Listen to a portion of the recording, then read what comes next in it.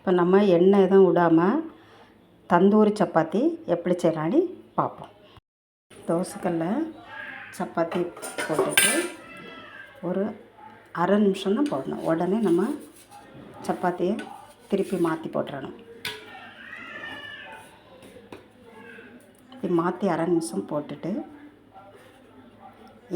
இந்த ஸ்டவ்வை கொஞ்சம் இங்கே கூட்டி வச்சுட்டு அப்படியே தூக்கி இந்த கேஸ் ஸ்டவ்வில் சப்பாத்தி வச்சுட்டு நம்ம அப்பளம் எடுக்கக்கூடிய கரண்டி இருக்குல்ல, அதை எடுத்து எப்படி மாற்றி போட்டு போடணும். பாருங்கள் எப்படி புஷ்ஷுன்னு பொம்மிட்டு வருது. ஹாய், இதுதான் தந்தூரி சப்பாத்தி. செஞ்சு பார்த்துட்டு எப்படி இருக்குன்னு சொல்லுங்கள் ஃப்ரெண்ட்ஸ். இந்த சப்பாத்தியை பாருங்கள் எப்படி புஷ்ஷுன்னு பொம்மிட்டு வரும் பாருங்கள். இப்படி ஸ்டவ்வில் போட்டு சுட்டு எடுக்கணும். இதுதான் தந்தூரி சப்பாத்தி ஃப்ரெண்ட்ஸ். நீங்களும் இப்படி செஞ்சு பாருங்கள். இது எண்ணெய் போடாமல் செய்கிறதுக்கு நம்ம ஹோட்டல் ஸ்டைலில் தந்தூரி சப்பாத்தி எப்படி சாப்பிட்றோமோ அதே மாதிரி அழகாக இருக்கும். சாப்பிட்டு பாருங்கள் ஃப்ரெண்ட்ஸ்.